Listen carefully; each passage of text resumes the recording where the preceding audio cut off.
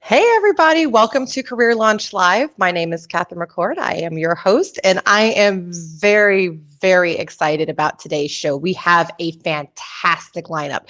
First up with us, we have Ellen Contreras, the fairy of the Treasure Coast. She will explain to you why she's called the Treasure Coast fairy here very shortly. We will, of course, have our wonderful Michaela McCord here for her psychology segment. She's going to be talking to us about getting yourself psyched up when you have to present yourself.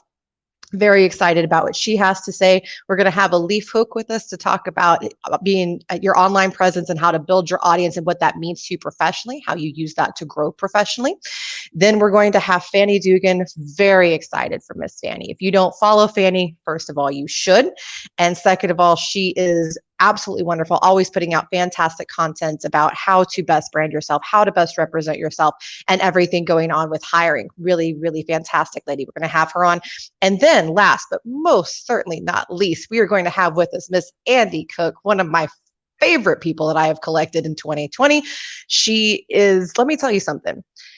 If you don't know, she's going to tell you. And that is what I love about Andi. She always brings honesty, strength, and integrity to everything that she does. And she is going to break down some stuff for us today. I'm very, very excited about it. So again, welcome to the show.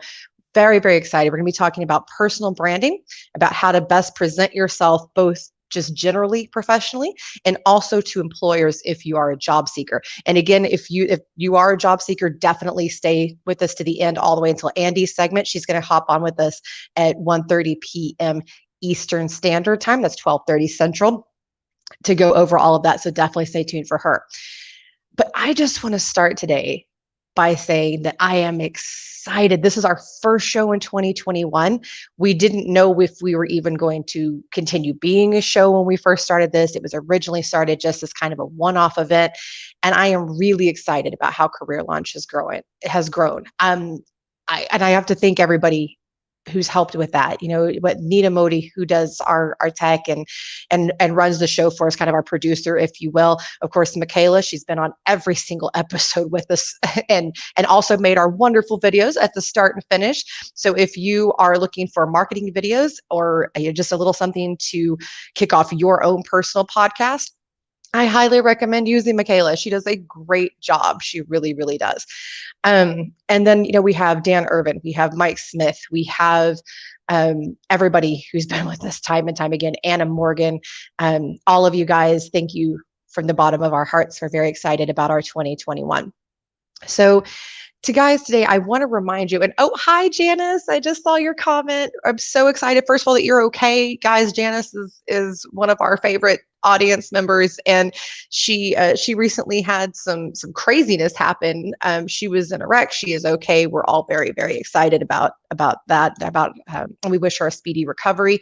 And also, by the way, if you're looking for somebody who knows how to take a product to market and someone who knows how to bring more money into your business, that is Miss Janice Downey. She is looking for a new position, and I highly, highly recommend her. She is fantastic.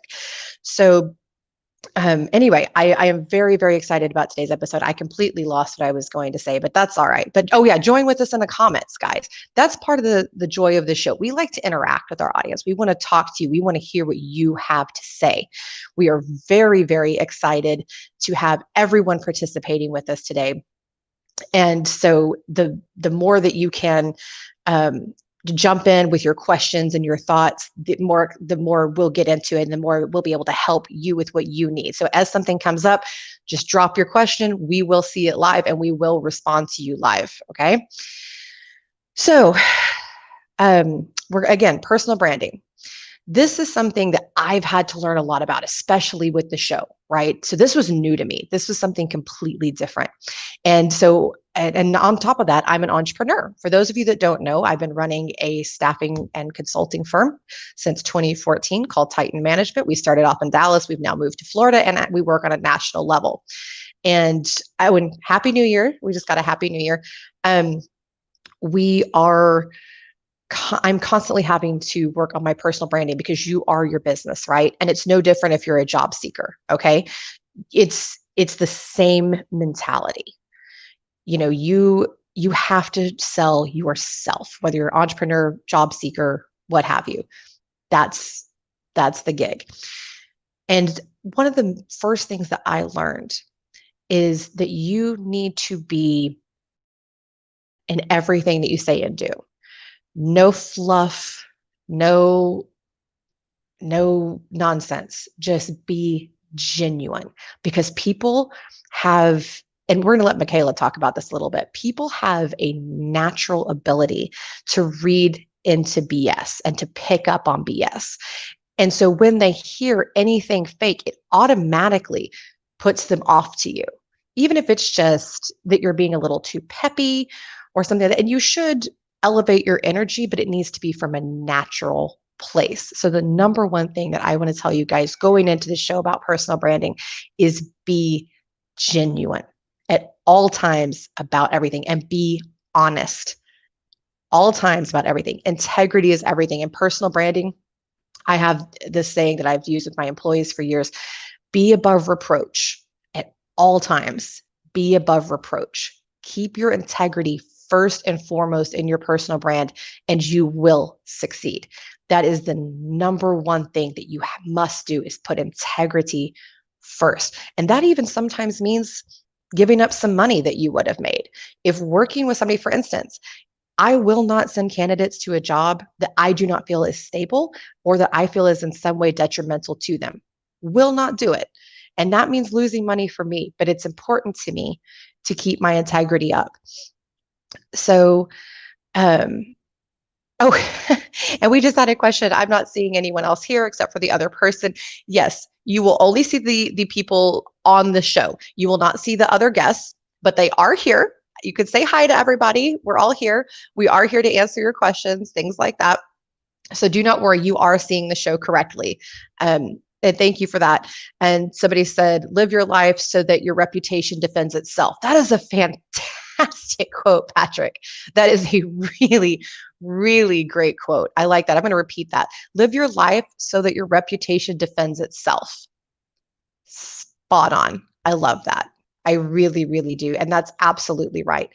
Just everything that you do, integrity should be first. That's the step number one in personal branding. Step number two is be unique to you, right? Be unique to you, whatever that means. And our first guest, Ellen Contreras, I haven't seen her hop on yet, but as soon as she is, we will bring her on. She's really great about that, about just being genuinely her. This lady shows up to events wearing a tiara. No joke, because that's her. And it's part of her funny. She's got a real fun, kind of goofy spirit. And she uses that as a marketing technique, but it represents that very fun side of her, that just very, and that kind of inner princess that she feels that she is. And she uses that, and it's created a whole brand for her and a whole career. And that's very important. Find things that are very specific to you, and put yourself out there. For me, it's that I like to learn and that I like to share knowledge. So thus hence Career Launch Live, right? So that's something that I enjoy and that is part of me. It's very, very important to me. I would say another thing that's really important, guys, is as you're going out there, and feel free to chime in if you have questions, thoughts, comments, anything. Chime in. I am glad to respond to you, because I want to know what you guys think and what you guys want to know. This show is for you. It's not about me being up here yakking. Okay, this is for you guys. So you guys tell me what you want to know. But another thing that I've come to realize is that when you are putting yourself out there, and especially job seekers, I want to kind of direct this one to job seekers. When you are putting yourself out there, one of the most important things too is to always come across as though you're confident. And even if you don't know, come across confident. Say, I honestly haven't come across that yet, but I know I can handle that because XYZ. For instance, with me, if somebody says, have you ever hired a, I don't know, civil engineer? Have you ever done a placement for a civil engineer? You know what? No, I have not, but I've placed other types of engineers. And I have also had to find roles for which I've not had any experience at a territory I didn't know anything about in the past. And I had great success and placed the role within 40 days. So I'm very confident that I can help you out with that. Use that confidence, use that strength that you have in you, that you know, oh, I could do that. I could nail that. Use that and portray it at all times. Always give an example as to how you know. Don't just say you can do it, back it up. That's the number one mistake I see job seekers make all the time is back up your claim. Don't just say you can do something. Give a specific example. Give a quantifiable example. And it's the same thing if you're an entrepreneur.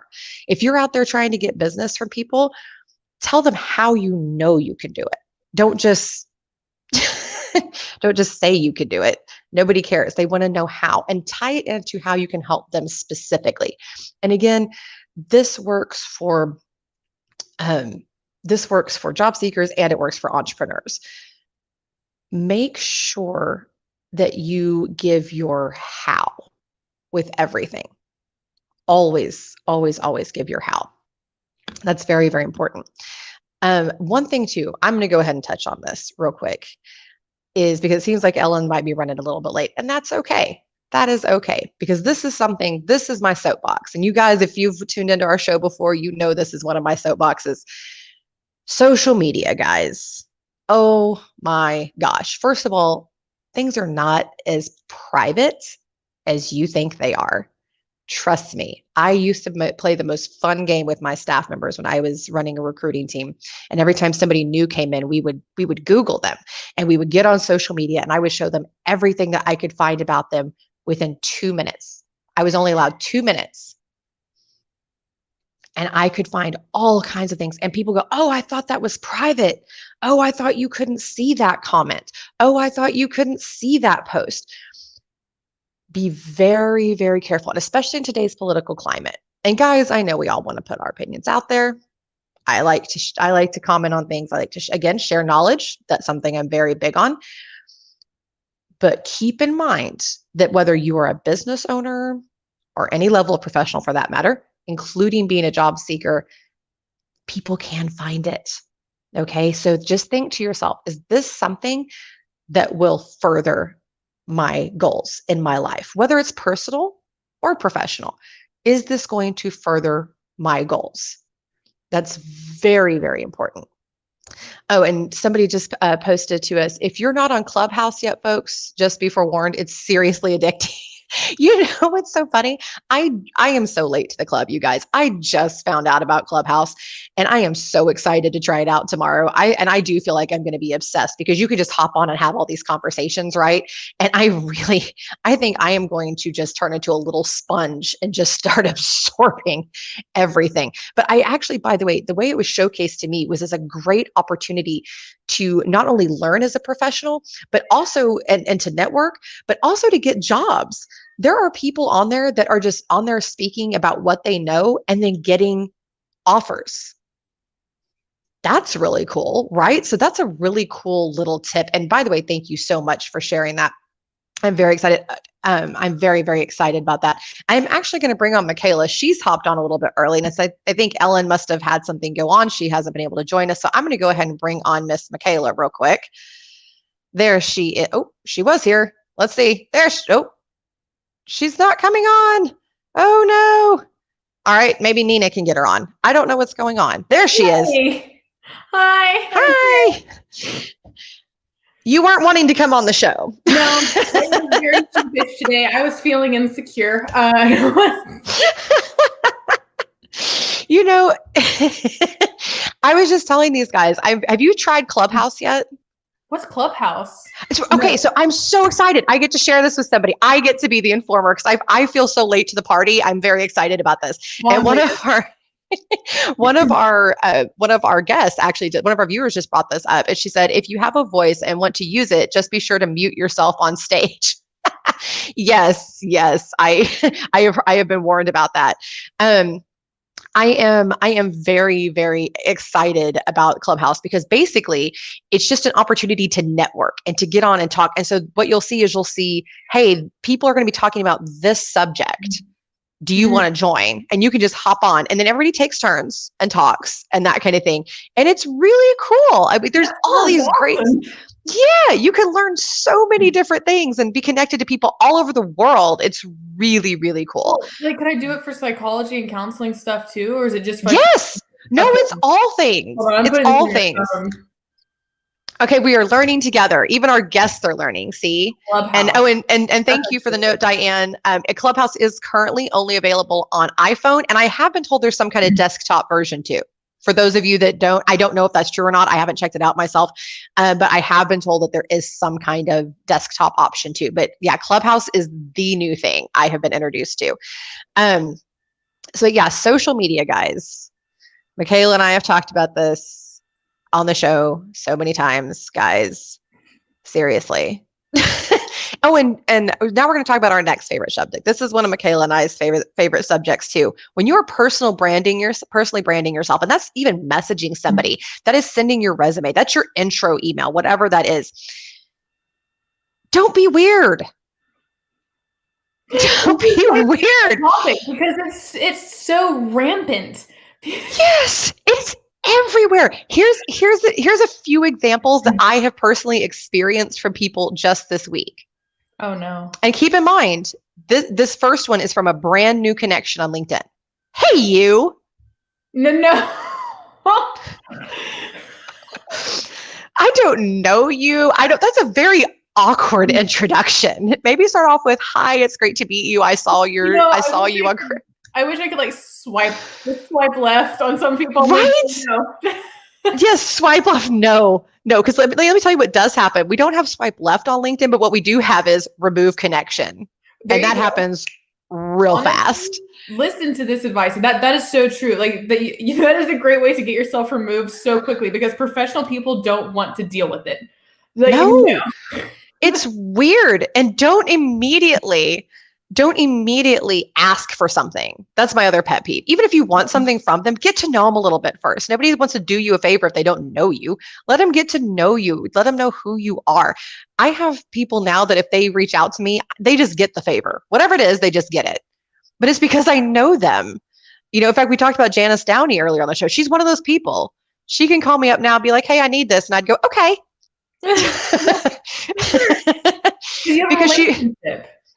Because she cultivated a relationship first.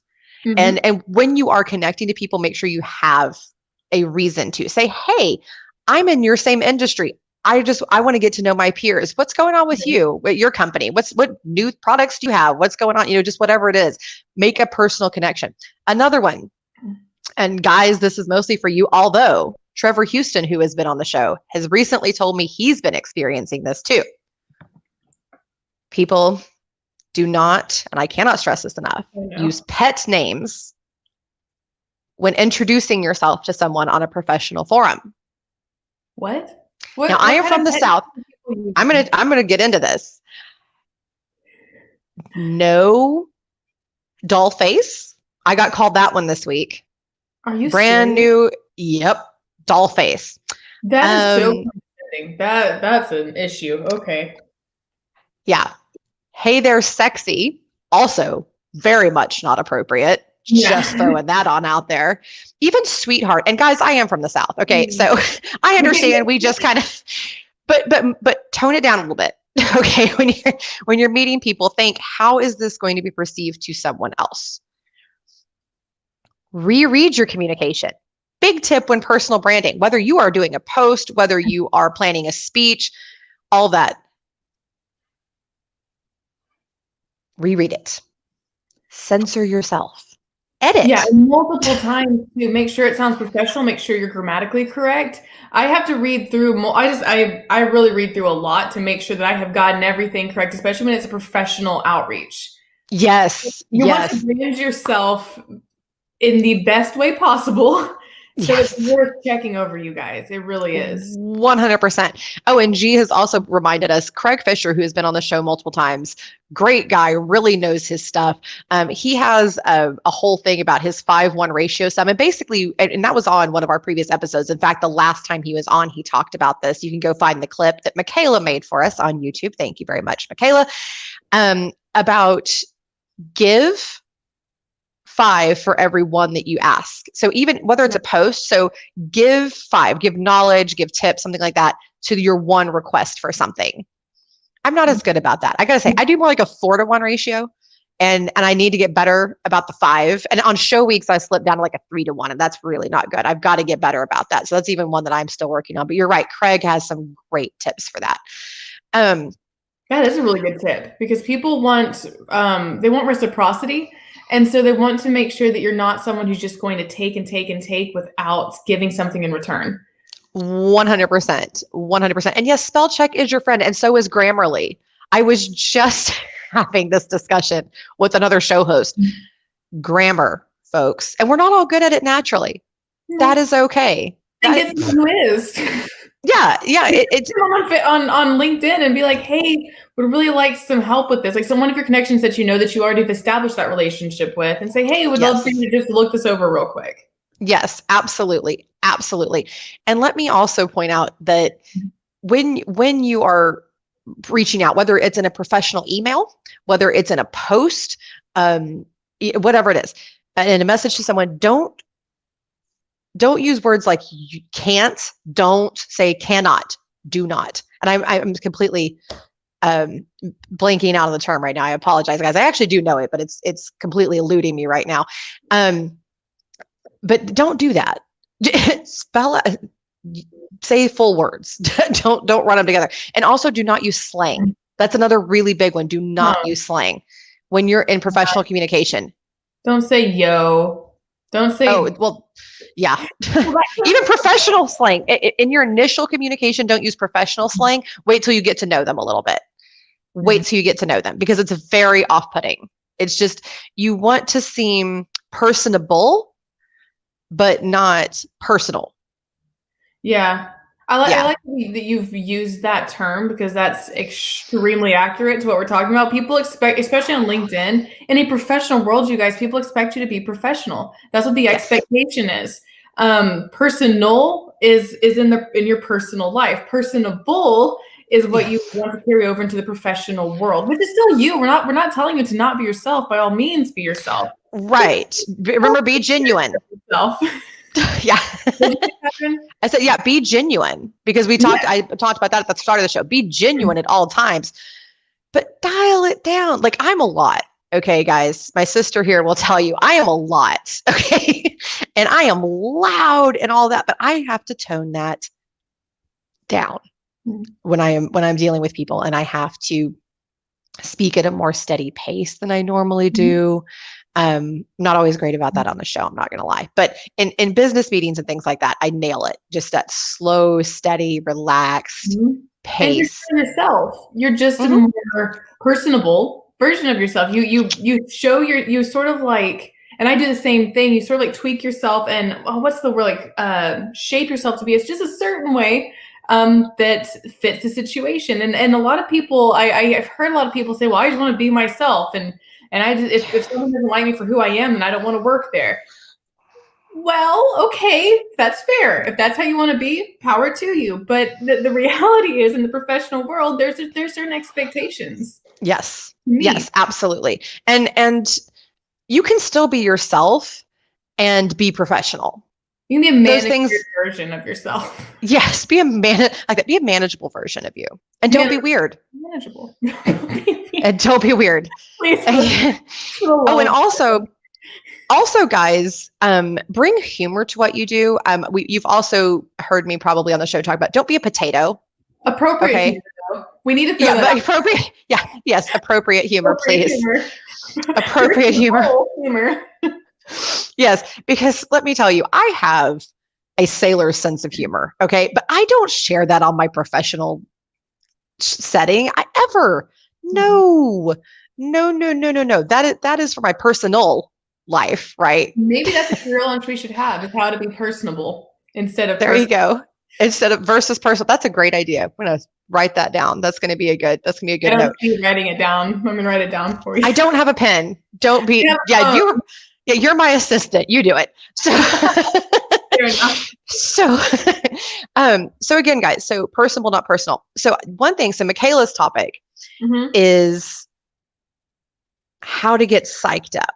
And this is so important, whether you're going to a networking event or interview or going to a big meeting, right?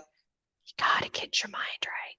And if you don't know, so we talked on earlier in the show about what I do. I run a recruiting consulting company. I'm currently building out a new ATS, by the way, that completely eliminates discrimination in the application process. Super stoked about that.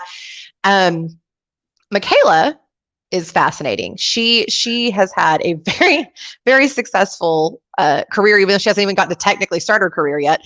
In counseling, she has a psychology degree. She is a counseling major. She's does pet therapy with the all famous Maslow. Who is here with us? Yes, Maslow, and somewhere in the background are all of mine. I have 5 million animals wandering around back behind me. And she's spoken at conventions and all kinds of things. So that's kind of her background, just so you guys know, that's her background. So she's going to talk to us about the psychology behind personal branding and what you need to do to get psyched up. So I'm going to let you kind of take it away for a minute, Miss Michaela. Yeah, absolutely. Well, the first thing that popped into my mind when you said like getting psyched up is, are you doing what you're passionate about? We've talked about passion a lot on this show, and I think that's one of the most important ways to get yourself psyched up. Are you going for a job that you absolutely want to do? Now, if you're also just like trying to find a job to just get the bills paid, I understand that. That's something that you have to do sometimes as a means to an end while you're working towards what you want to do. Even then, you can find a passion. You can say, this is something I'm just having to do to get to my passion, to get to my goal, and that can psych you up.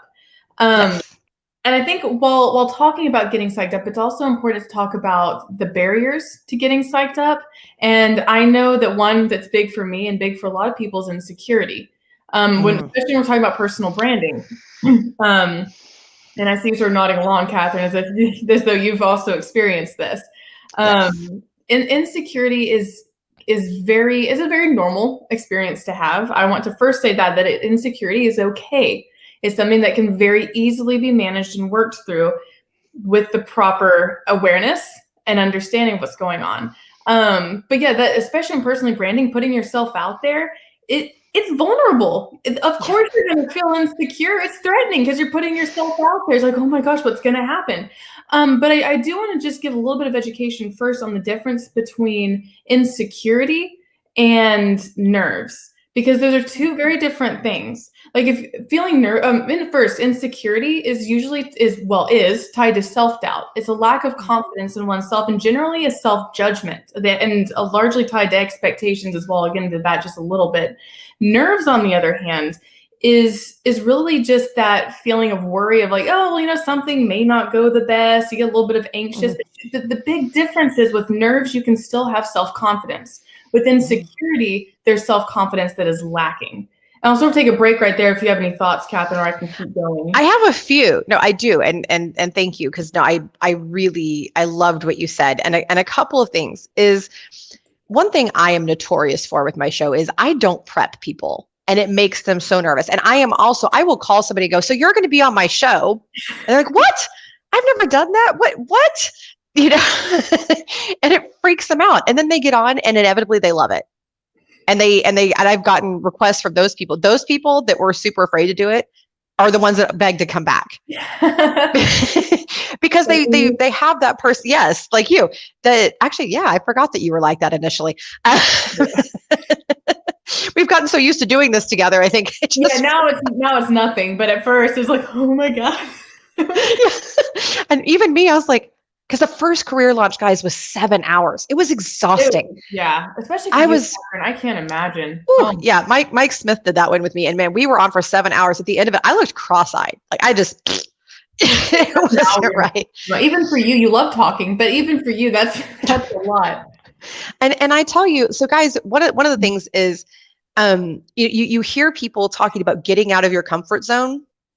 I don't like to say that. Stay out of your comfort zone. Stay out of it. Go. I'm not gonna live there, because that's how you find your best success, is to stay out of your comfort zone. So while Michaela's talking about this, think about this to yourself. Because if you stay out of your comfort zone and go on podcasts and things like that, showcase yourself as an example. Everybody should be doing that, by the way. In personal branding, go on a show. Find shows that you can speak about your expertise. And get that clip. Like I always clips of every individual person, and you can, and if you want, I can even edit those up for you and like get little clips. Yeah. Mm-hmm. And most shows this have this capability.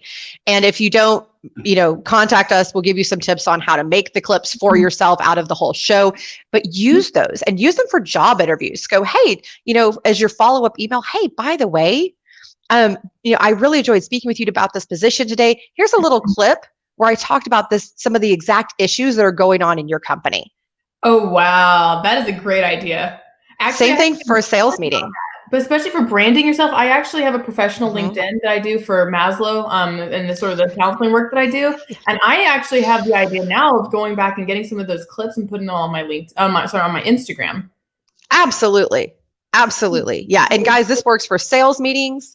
It works for anything. Use these clips. Okay, so Michaela, keep going. I want to hear more about what you had to say. I wanted to say, I'm really glad that you brought up the thing that you do, just calling people and saying, hey, you're on my show. You're going to be on my show. You don't really get a choice, because two things can happen. The person can either, if the person's very self-confident, they'll have some nerves, but ultimately will know that their worth is not dependent on being on this show. Like, yeah, I'm going to give it a shot, whatever. Then there's the other kind of person, yours truly here, that gets insecure, because a lot of times what happens is my own expectations of myself and the judgments that I pass on myself. When Catherine called me up and said, hey, you're going to be on the show with me, I was like, I'm going to screw up. People are going to hate me. I'm not going to be this is going to be terrible. And those are the kind of self-judgments that tend to hang people up. And I hope I'm sort of exemplifying the difference between insecurity and nerves. And to encourage people real quick, tell them what actually happened with your segment. People loved me. Yeah, she's been our favorite segment. That's why she's on every single episode, because every single episode, people talk about the value that she brings and that they want to see her again. So just side note. Which, surprised the hell out of me. But at the same time, I guess the point really does remain that it's, even if that hadn't have happened, my insecurity would have been rampant. But it really is those expectations that I have on myself, that everyone has to like me. Everything that I has to do has to be great. And I have to be an overachiever. And if I don't, then that means something bad about me. And that's the thought that created the insecurity and everything. Well, they're pretty much tied together. I don't like to say that thoughts and feelings occur one before the other. They're all intertwined, you guys. They really are. And as an emotional person, that tastes a little bit like vinegar coming out of my mouth, but they really are. They're all intertwined. And so I think as far as getting past insecurity, if you're like me, if you've experienced nerves and you still have that self-confidence, you're pretty much good to go. I mean, the nerves are going to happen. Just be aware that they're there and you can work through the discomfort. With the insecurities, honestly, I say this a lot, but I think it's really true, and that more and more people can really do this. Be curious about yourself. Take the time to just be curious about what's going on with you. If you feel uncomfortable, stop and give yourself a moment and say, okay, what's going on? Yes. Something's happening. Let's just sit with it. That can be really difficult. It can be. Yeah. Yeah, it can be. And let's talk about how real quick. Yeah. How do you elevate your mindset and make yourself feel better? So a few tips I have, but that I want to hear yours for sure, are first of all, call somebody that pumps you up. If you have a big meeting, if you have an interview, if you have a sales pitch, whatever, a show like this to do, call somebody that gets your head right first. Call somebody that's your rah-rah. I have a few of those. I have some amazing people in my life, whether it's my sister who I make cheer for me so much, or my pleasure. Or thank you, or my friend Savannah, or my friend Crystal, my father, any of these people. that will just get your head right. And it's not about, kissing your butt, it's about helping you. No, it's about helping you remember the things that are awesome about you. And also those people that just relax you and automatically calm you down. It's just like there's a chemical response to those people. Music, what you listen to does affect you. Okay, guys. We are the daughters of a wonderful, wonderful music professor. He has a teacher, and he has also composed and he has played all over. And we come from a long line of musicians and educators. And one of the things I learned from that is how much music really does affect you and get your emotion and your mental state in a certain, whatever that is, whether it's negative, whether it's positive, whether it's loving, whether it's sad, music does affect you. So listen to that music that elevates you and gets you pumped and makes you feel invincible. Everybody's got their song. Everybody.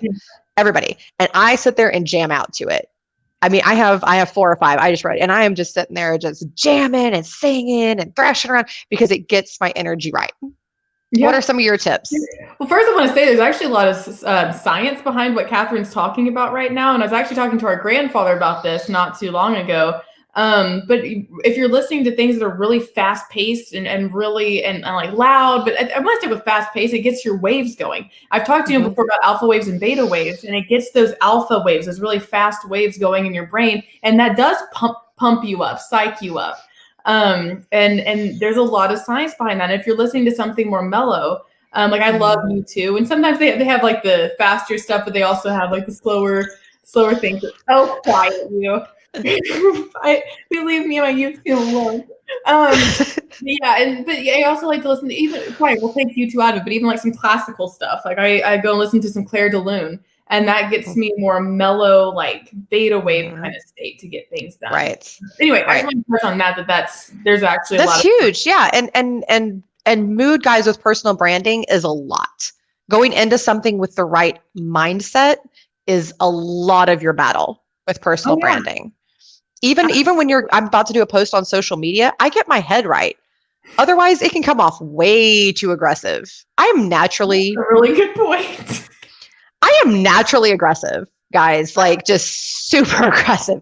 And I've tried to dial that back to assertive. And I think I've done a lot better with that as I've gotten older, but I still have to get my head right before I'm going to do a post that's professional.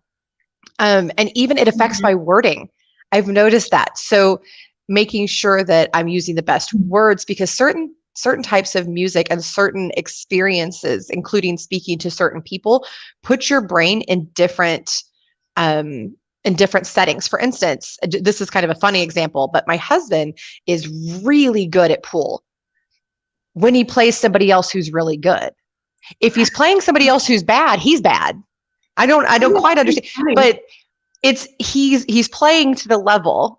And people do that. And if, for instance, if I'm just goofing off and being silly with people, I'm in one level of intellect, right? When I'm around people that challenge me and that make me think, a whole other level of intellect. Yep. That's why it's so important to surround yourself with people who help you grow and who spur that in you. I always, especially in the professional world, I always try to find people who are higher level than I am. And I mean that position wise, not necessarily they're just better people than me. I just mean like higher up than I am. Oh, I cultivate the hell out of those relationships. And people that are where you want to be. And let's branch into that. Let's talk about the networking, because this is a huge part of personal branding is networking, guys. Everyone needs to network. I don't care if you're in IT. I don't care if you're in accounting. If you are in sales, you better be networking. If you're an executive, whatever, you need to know your competition. You need to know your allies. You need to be making allies, because let me tell you, that is the best way to get a job. When you have a vast network, you can just call people up. Who's hiring? Oh, yeah. Here's what's up. That is the best way to get a job. It's the best way to sell your product. It's the best way to be known. And let me tell you, you'll be surprised. You'll be out networking and doing this stuff. And then a year later, somebody that you run into periodically will go, hey, I know somebody who needs exactly what you do. And there's a door that's open. There it is. I have known people that get job offers just out networking. Just, oh my God, that's amazing. I really need what you do. So you need to be networking, guys. Network. And not just in professional settings. Do conventions, by the way. Those are great. And there are inexpensive conventions. Some are pricey, some are not. Yeah.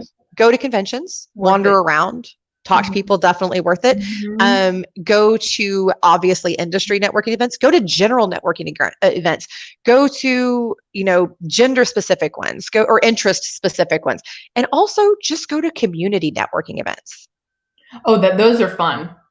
Yes, just go to community ones. Yeah. What are some other ones you network with, Michaela? I was about to say, with COVID going on, this has been more difficult to be involved in, but I want to get back into it. I live in Waco, Texas, and there's Waco Young Professionals, and that's all it is networking. It's literally young people who are professional in their careers and working. And I have made so many connections. I was involved with Mission Waco here in town. Now I still have connections there. I volunteer at Baylor Scott and White with Maslow, and oh my gosh, that has opened several doors. Huge, yes. When the president of a major hospital system is requesting you by name and insisting that you join his meetings, not the other dogs, Maslow and I. Yeah, very specifically. Yeah. Having a cute dog apparently doesn't hurt. And then also you can start while you're a student. My friends have joked with me about being a teacher's pet. I am, because I love my teachers. I do. First and foremost, I just love my teachers. I love them a great deal. And also, I talk about people who can open doors for you. My goodness, I've had so many opportunities with my teachers. Yes. I go to conventions and I speak. I do research with them. In fact, I need to finish up some research now with them. But yeah. And educators, guys, that can expand into other things. So people that do continuing education, people that speak at seminars and things like that. This advice that she's giving ties into people like that. And you can't just go out and meet people. You have to be interesting. So when you're out there meeting people, you'll just find ways to. I'm sorry, I meant that levity, but seriously, you'll find ways to make yourself interesting. Yeah, seriously. Okay, so one of the things I did, guys, I'm going to give out one of my best tips, and it sounds silly, but it works. My business card is a bottle opener. It's a flat metal bottle opener. Everyone loves it. Everyone thinks it's so funny, and everyone remembers me and comes and talks to me. Keep it. They keep it. Every time they pull it out. Yep.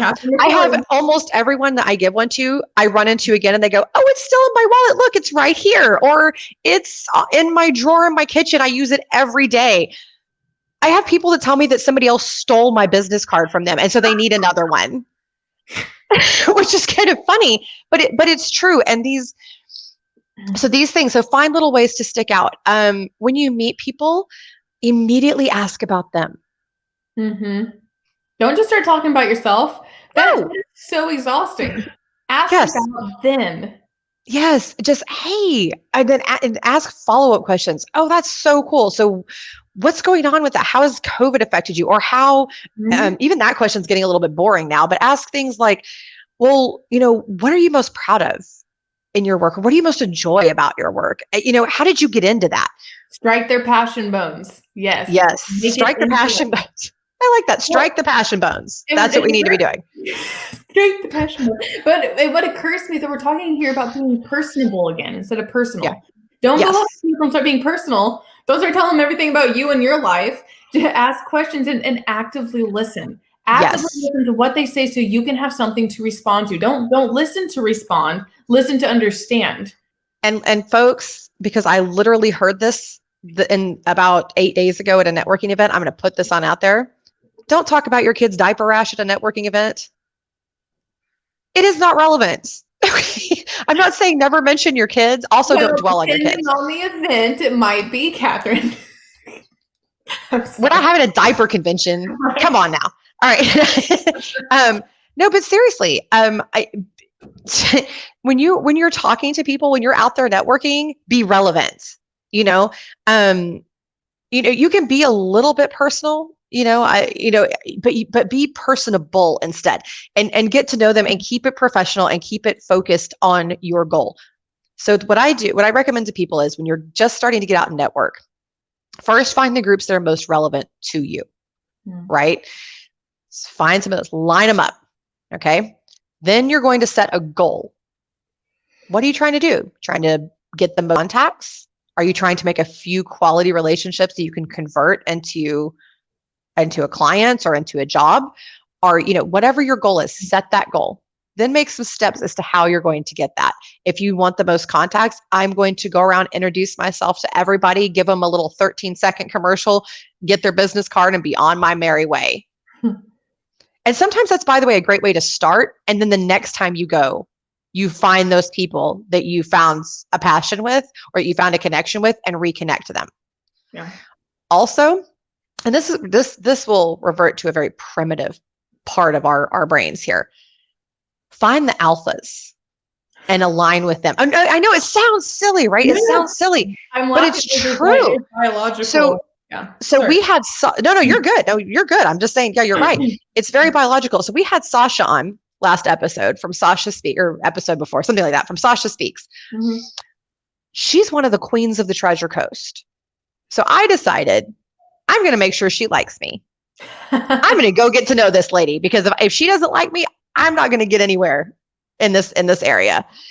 So I went up, I introduced myself. She's always very busy. There's always tons of people around her. And I just kept having little quick interactions.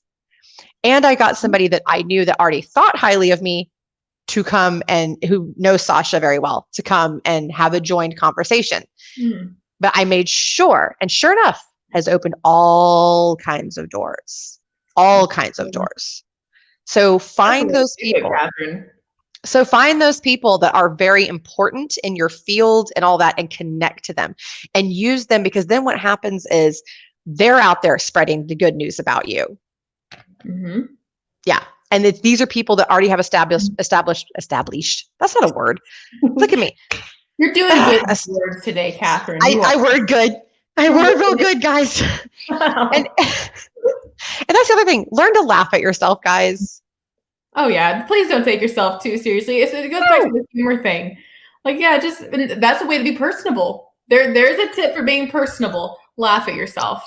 Yeah, I the other day in a very important meeting, I said that I had an upcoming speakable agreement, or speakable arrangement, meaning I had a speaking engagement.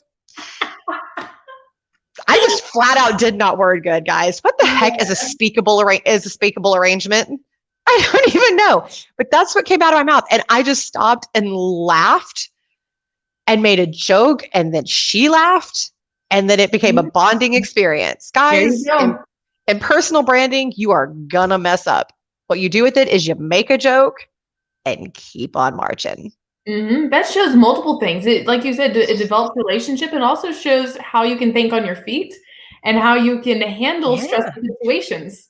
Like if you mess up, do you just break down? No. That shows that if you mess up, you have a contingency plan. Yes.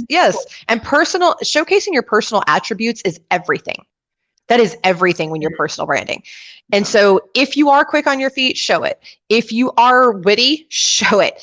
If you're a problem solver, find a way to help people. Say, oh, what's your biggest pain right now? Oh, here's a great connection I can make for you. Or here's an idea. Mm-hmm. And don't tell them how to do their job, but just give a little intellectual contribution to people. And it showcases you, and it helps them, and it creates a bond. And it also lets everybody know that person's smart. They know what's going on. I want to reach out to them. Mm-hmm. Establishes you as an expert. To advertise yourself. Yes. Always be advertising yourself. So with that, Michaela, I want to thank you so very much for coming on the show for the 1 millionth time. I swear. I don't even know how many shows we've done, honestly. But thank you so very much. Right? A million's right. I think that's right. We haven't even been on the air for a year, but it's definitely 1 million shows. But thank you so very much for coming on. We're going to welcome Alif Huq next. Everybody connect to Michaela. Bye. Connect to Michaela on LinkedIn. She will reach out to you. She will talk to you. She will make introductions for you. So definitely connect to her. Next up, we have Alif Huq, who is one of the coolest people I've met throughout the COVID experience.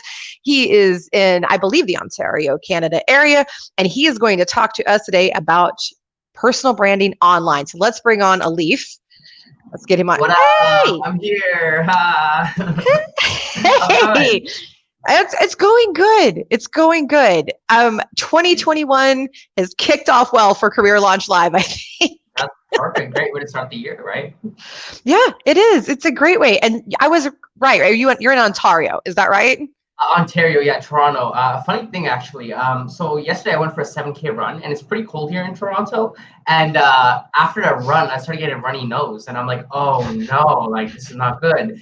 And the worst part is right before this live, I realized having a runny nose right now in a live stream in front of a bunch of people is probably not the best thing to go through right now. So internally, I'm kind of panicking, like, oh no, runny nose, runny nose. And before I did whatever, but this is like the worst time to have a runny nose. It is. Now, if you cough, people look at you like they just want to set you on fire. And I'm like, no, it's not COVID. Right? I just have allergies. I swear. Sort of God. Well, but we do embrace humanity on the show, Alif. So if you need to blow your nose, you just do it. But if you want to sit there and like put the little Kleenex balls inside your nose and just have the little walrus tusks going on, we will. I'm trying to go that far. That's a little too far at that point. It is, and it's not good for personal branding. That's a big part. That's why we're here on the show. That's right. So you've had a cool career evolution. You went from HR to basically marketing now, and you put yourself out there every day with all different kinds of content and in all different kinds of ways that you speak and all this. So let's talk about, first of all, how you use personal branding to convert your career. Wow, that's a really powerful question. I've never been asked that question. So props to you for asking me such a hard question. Of course. You're welcome. Right as you're sick, right? That's when I come up with a good question. Perfect time. Sick and hard question. Oh my God. But yeah, like how has personal branding helped me pivot my career is that question? Yeah. For sure. So, like you mentioned, I work in HR and specifically in the recruiting function of HR. So throughout my day, you know what, I would do like a lot of interviews and resume screening and like typical things required of a recruiter. And what's interesting is during my time in the recruiting role, during my interviews, I would notice job seekers, they could do this better, and that job seeker did really well because they did this in their cover letter and this in the interview. And I was like, I got to really share these insights with everyone. So I actually went on LinkedIn, and it all started with like LinkedIn articles. So I would just write my experience being like, this is what you can do to impress a recruiter. This is what you avoid, blah, blah, blah, all these great things. I started to notice a lot of people kept following these articles. They would message me being like, this article is really helpful. This is really insightful. And my colleagues would share it. And I started realizing, oh, this is what personal branding is. It's not about doing anything crazy out there revolutionary. It's more about just documenting the experience you're going through. And you don't need to create like the next crazy viral video. It's just a matter of like sharing your experience. And that's what got me into personal branding. And seeing that momentum, I'm like, okay, maybe I figured something out here. Maybe I should document my experience much more. And slowly I would like share LinkedIn statuses about like things I've learned throughout my work, whether it's recruiting, whether it's my personal life, or whether it's like mindset stuff. And I decided to go even more vulnerable with my posts and really go hardcore with like putting myself out there. In fact, funny story, a while back, a long time ago, I was dating this girl, and it didn't end up well. She ended up actually cheating on me, and it's always been in the back of my head that she cheated on me. And I've always wanted to share that story because I just feel like there's so much like elements in that story and so many things people can learn from it. And I thought to myself, you know what the heck? I'm gonna write a blog post about my experience, what I've learned, and what to avoid in future relationships, and post it out there. And it was so scary, but I was like, what if I do this? And I went on Medium, wrote the blog post and everything, and it took me like a good 10 minutes to hit post. Like, oh, I was like, this is too much. This is way too graphic and everything. And like, I think I screamed into a pillow at some point. I just hit post. And then I hit post. I'm like, oh God. And I just like ran away from my computer, just to like deal with that anxiety. And what's fascinating is that, you know, I expected things like, Alif, why would you share such personal stuff on your personal branding and all that? Mm-hmm. But instead, what I got back was, hey, I just want you to know that was so relatable from my experience. I did something very similar. I'm glad you did blah, blah, blah. You did this and that, and I actually learned so much. And people can message me saying this. And I'm like, oh my God, this is the value of putting yourself out there, developing by documenting your journey. So I started getting hooked on the importance of putting myself out there, creating content, documenting my experience. And, you know, I documented, you know, I didn't like my HR job and I wanted to get into marketing. So I actually made like some LinkedIn statuses being like, hey, you know what? I quit my HR job today. It was a little scary and everything, but I'm looking to get into digital marketing and I want to use this platform to document the experience. And, you know, during that job hunt, I messaged so many people. I met people for coffee, and I started like sharing insights. Like, oh, when you go for coffee, don't say these kind of things because then people look at the watch. Instead, say this so they keep engaged. Don't talk too much about yourself. Make it about. And first of all, I love that. I've actually gone back and looked at some of your older stuff. I stalked you. I'm very sorry. Oh, but oh no. You have a stalker. No, I did go back because I've heard you talk about that before, and so. It was captivating because I think people can relate to that. I've been in a job hunt. I've had to do coffee meetings. Oh yeah, that is right. That's a great tip. I never thought of that. And it's very relatable. Again, that personable, not quite personal, but personable. And I'm going to share this. And I also, I do want to hit on something else you said too, when you shared something really personal. So I had a very similar experience to you. I don't know if you saw it. I don't remember if you saw this one or not. Oh yeah, the bipolar post. Yeah. And I did a whole post about being a bipolar entrepreneur and about how I use it as my superpower. And same as you, I was like, oh, this is so bad. Like, I don't know why I did that. What is wrong with me? And no, I had hundreds of people that thought this was great. And I got tons of messages and I made connections because of this. And so while earlier we were talking about the don't get too personal, that is true for business communication. Okay, don't get weird when you're emailing people and LinkedIn messaging people and all of that. Yeah. And even at networking events, don't. And unless you're giving, like, if you're the speaker, then that's fine. If you're the speaker, great, be inspirational. That's actually very helpful. But in some of your posts, I think sometimes you do have to, not every post, don't make every post about your personal life, but I think you do have to get personal. Yeah, exactly. Yeah. And I do. On that, I'll speak with a lot of friends. They're also career coaches, and you know, I had a call with them this past weekend, and my friend broke down his YouTube content strategy, and it's interesting how he broke it down. But he said at the top is like the value-adding content, so the stuff like our professional lives and how to get a job and all that stuff, right? But then underneath it, what you also want to put content around is your personal life and updates on your journey, because what this does with your audience is that they'll not only see you as an expert, but they also like you more and relate to you more. So it talks about like, you know, job hunting or marketing or HR or whatever. It's like, oh, you're a mother of two, and okay, that's interesting. Me too. So it's a great way to like get people to really like you. On a deep level. And on the content, this is great advice. When you're creating content, you do want to have some kind of human element. I do think that's very important. Something I struggle with because I do try to be kind of more private just in general, but you're right. It really helps. That vulnerability helps. And so on your personal journey, so you logged this whole scenario for you, used your personal branding. And by the way, because you had developed an audience, you had more people paying attention to you and reaching out to you, right? Yes. Right. Exactly. And so you go through all this, you're documenting it. How did it actually transition into a new career for you?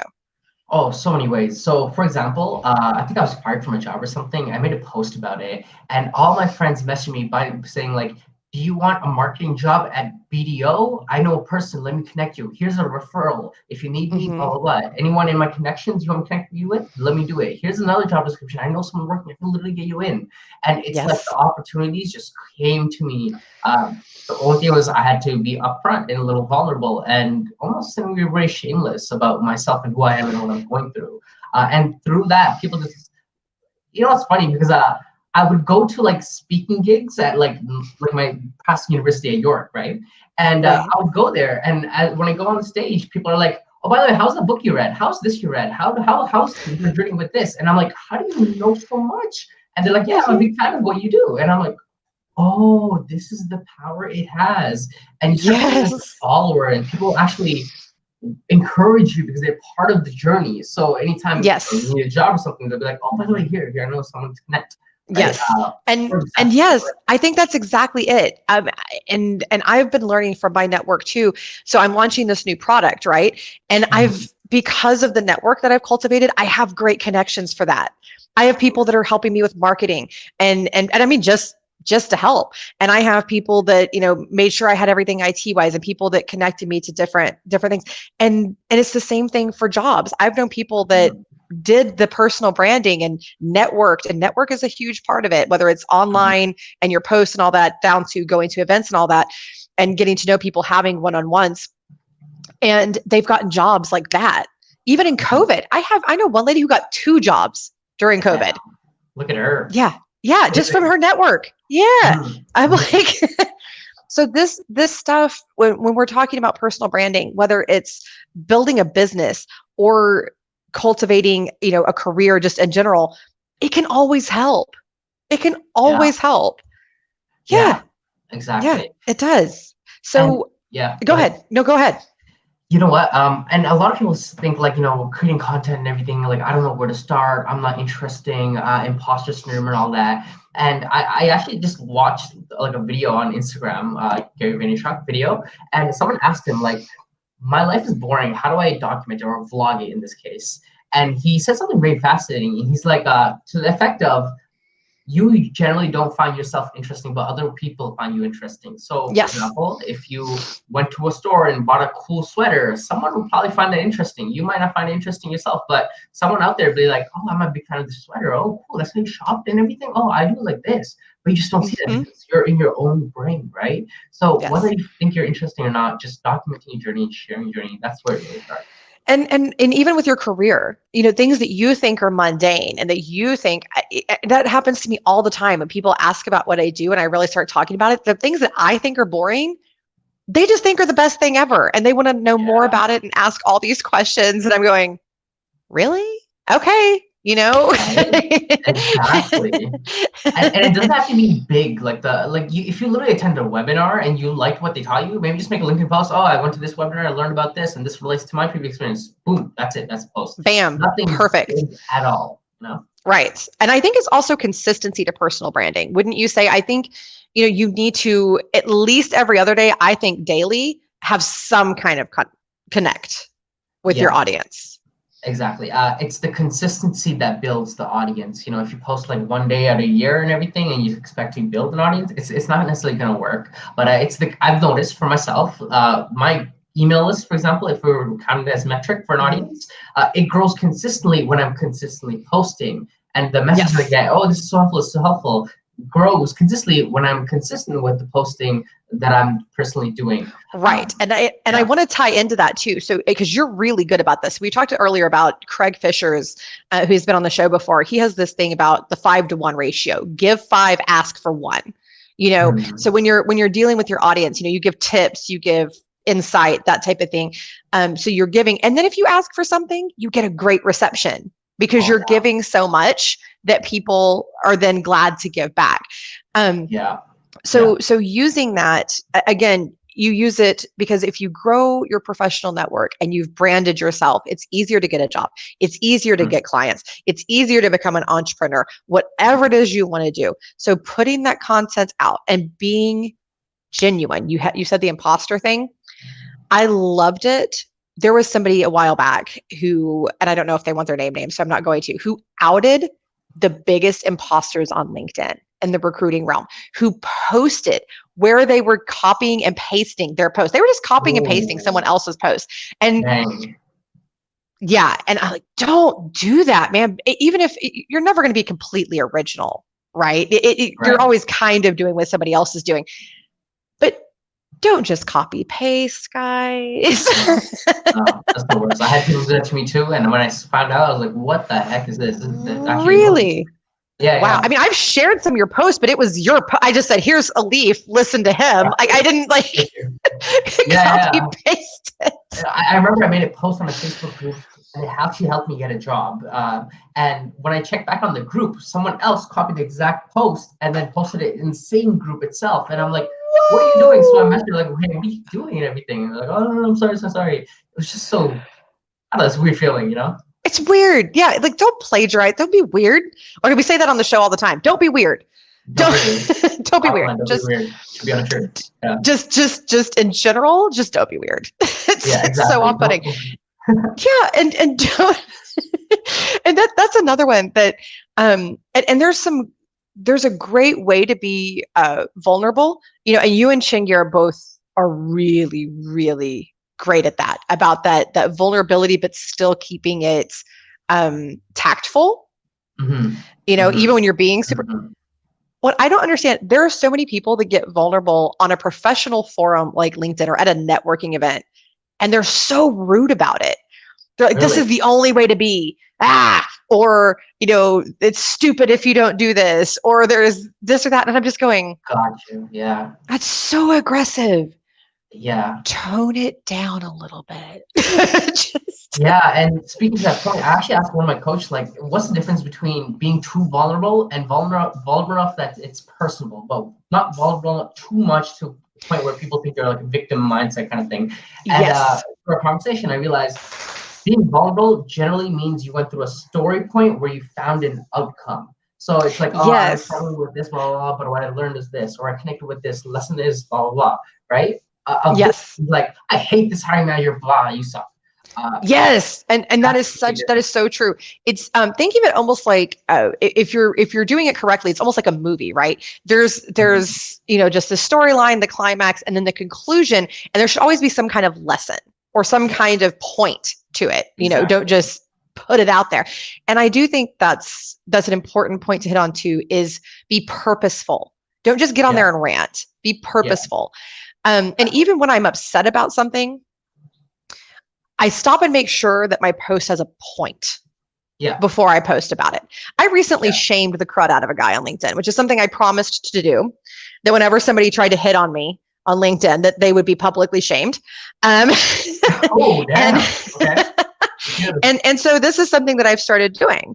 But I do it with a point. It's learn from this. Don't do it. This is not okay. And I tie it back into the social issues and things like that. I don't care that this idiot said this to me. I could just go along and block them and whatever, but it needs to stop. So so we post it. We kind of, and that is a little bit dramatic, but it's something that I think there's only certain ways to stop it. Sometimes people need to see the example and realize, because a lot of times, and I wanted to get your opinion on this too. So as your personal branding, and so like Tara Furiani, I don't know if you follow her, but she addresses a lot of social issues on her show and on LinkedIn and all of that, whether it's BLM, whether it's LGBTQ issues, things like that. And she does it very well because she really gets you emotional about it. And she has the passion behind it, but she always ties it in to a good, positive message. So when you're doing something like that and you're addressing a sensitive topic, which I don't recommend doing until you're really a pro, by the way. How do you do that appropriately? Or how do you think is an effective way to do that? Addressing sensitive topics, right? For sure. I think first thing, you need to backtrack 10 steps and ask yourself the fundamental question: who do I want to be? Who does Catherine want to be? Who does Alif want to be? Alif is not someone who's really into politics and doesn't want to go too into this, but he loves talking about content and branding and oh my God, he'll nerd out about this, but he's not this. Catherine is someone who does this, but doesn't like talking about this, right? Once you understand who you want to be, then you'll start to understand what is the type of content that you generally feel like would feel good when you post it online. Now, let's say you do fall in the category where maybe you're talking about something political and it's a more of a sensitive topic and things of that nature, right? How do you go about saying it in a way that's, I guess, not too polarizing or people will hate you? Right. Because you have like diversity and inclusion experts and all, where that is their field, that is their job. So it's relevant for them. So how would you go about that? Yeah, I think before you even like type it out, you need to sit back and reflect on the intention while you're typing it. Are you hating someone and everything, and that's why you're typing, because you just freaking hate it and you're so triggered and everything? Because if you come from that space, then when you write it and hit post on LinkedIn or Twitter or whatever, that will have that same energy, and you'll write in a way that it implies that. So before you even write anything, I think what you got to do is understand your intention. Are you saying this to inspire others, and you're using like maybe the shock factor to send a message? Right. Or are you just saying this because you hate the left, you hate the Republicans, and you're left leaning and like all this crazy stuff? So I think everything goes back to intention. Yes, I completely and totally agree. And real quick, before we let you go, I also want to say this is a great opportunity to insert fact checking as your personal brand. As you're building your personal brand, make sure you don't say things that are incorrect. Fact check yourself before you make a post, and cite your sources. I like to cite my sources. Like, hey, this is where I got this statistic. Don't put out false facts. That's not good. We talked about integrity earlier. That's paramount to your integrity, is to make sure that you are citing your sources and things like that. Well, with that, everybody, please connect to Alif. You will learn so much. You will be so inspired. And he's a really cool guy. He's a really cool guy. So? Just, reach out, get to know him, follow him. We'll drop his LinkedIn here in the comments. And thank you so very much. Enjoy your cold weather, but not your cold. Feel better. I'll try to enjoy it. Awesome. Thanks a lot, Catherine. I'll talk to you soon. Thanks. Bye. And with that, and guys, again, please remember to drop your comments, your questions, anything like that. We have our last two guests here are very, very interesting women with some very interesting points. So if you have questions for them, don't forget to drop them. Connect to all of us on LinkedIn. We are all here to help you. This is our way of giving back. Nobody's getting paid here. We are just here to help you. So anything that you need, please feel free to reach out to us. Next up, we have Miss Fanny Dugan. I'm very excited to have her on from the DFW area. She has worked in hiring events for years. She has been on all kinds of shows, knows basically everyone that there is to know. Let's welcome her. Hi, Miss Fanny.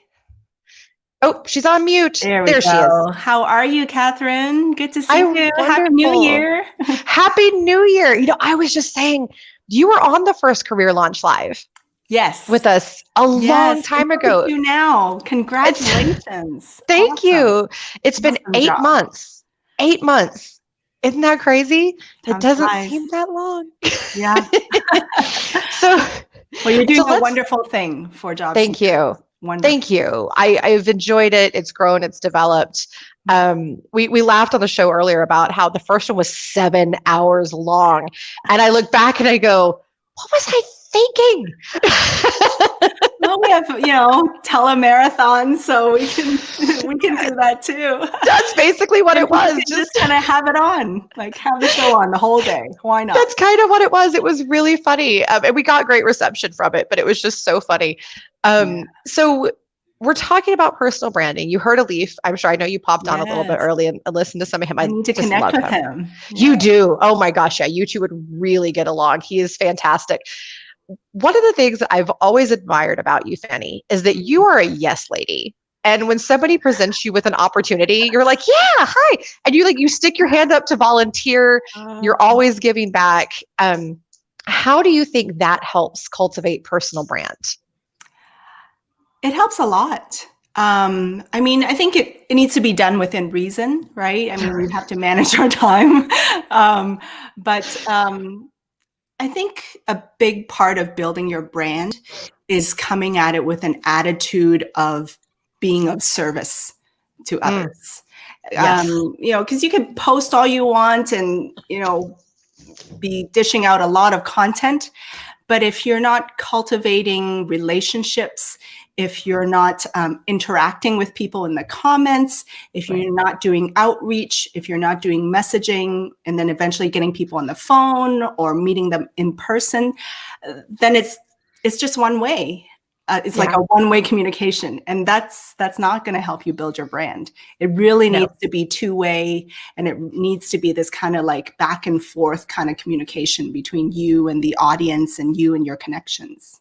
100%. 100%. That's one thing I've had to learn through personal branding is it's very easy to get fixated on well, this is what I need, or this is what I'm trying to accomplish. Mm-hmm.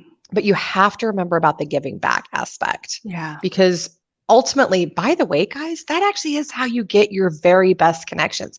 Yes. This show is an example of that. I started it because, and you'll remember this, Fanny. Yeah. The first one was because there was no information for job seekers during COVID, and all these people lost their jobs, and it was so hard. So I said, you know what? It was. And I said, I have a great network of people that know what to say to these people. Let's get it out there, you know? Yeah. And I got so much back from that because everybody responded to it, and I got wonderful connections. I've built relationships that have blossomed into money, monetary opportunity, Absolutely. and to networking opportunity, all kinds of things. And so the giving back really is a big aspect. And you do a lot of career events and things like that. Yes. And that's kind of where I started. I mean, I ended up in this kind of branding video content world because when I first started Pathlinks, my own company, it was because we were organizing job fairs. And so there was tons of marketing to be done to promote these events, but it always had to be segmented into what do we market and brand to employers, and then how do we communicate and market to job seekers, and in order to bring them to these kind of events. And so a big part of that was getting on the internet, on Facebook, on LinkedIn, all these different platforms, Instagram, and sharing with people. But messaging is really important, right? Just like always identify like who your target audience is. Because the way I talk to job seekers is going to be different than the way I talk to employers. Right. And those have to be totally separate. So that part of it is really important. Always like really determine who your target audience is. Yes. In this case, your target employer. Yes. And plan. Yes. Plan. Don't just go into it with no plan whatsoever, whether it's an interview or something like that. Have an idea. This is how I want to represent myself. Do your research. Yeah. I am such a research fiend, so it's kind of natural for me. Yeah. I love research. But even if you don't, it's so important. And find good sources and get information and be prepared, whether you're talking to a new client or a new employer. It's really the same thing, because you want to know the markets, right? You want to know them. You want to know the competition. Yes. Right? And you want to bring value and tie everything back to the value that you bring at all times. How do you do that? Because you do that in all of your videos. And I love watching your videos. I don't catch every single one of them, but I like watching them because I always learn something about structure or about how to. I'm a bit of a geek, so I like structure. I love it. No, I love it. It helps you grow. And by the way, guys, we did drop Fanny's LinkedIn. Definitely connect with her. You should definitely follow her and watch some of her videos. Thank you. But as you're going through this, and as I watch it, one of the things that I really, really like that you do is that you do always present who you are, that personable aspect, but then also the self-branding. Yeah. There's always a message of, this is Fanny and this is what she knows and this is what she can do. So, and even when you're all just giving back, and it's not self-serving and you are just doing something that, so how do you do that? How do you, whether you're having a conversation or you're on a show or putting out posts, how do you do that? How do you keep this is for you, but this is still who I am going? Right. I think I always tell people there's like 4 purposes of content, right?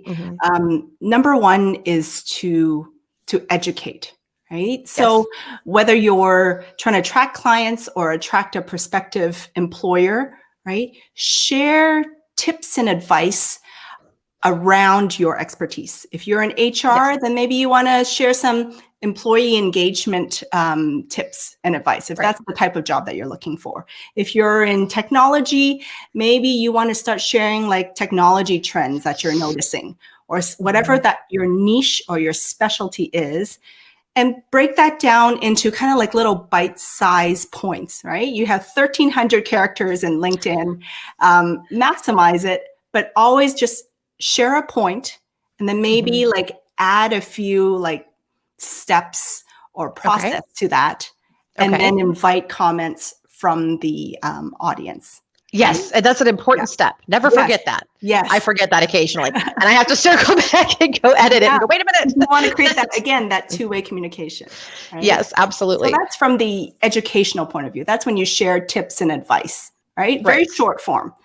Right. Secondly is informational posts. Right? This is where you can give back to your community. This is where you share maybe networking events like this, or, you know, a career launch. Hey, I'm a job seeker. Just want to let you know there's this great resource called Career Launch Live. It's, you know, every day, whatever. whatever it is. Whatever the dates are, right? Like inform people about events, resources. Hey, check out this job opening that I saw.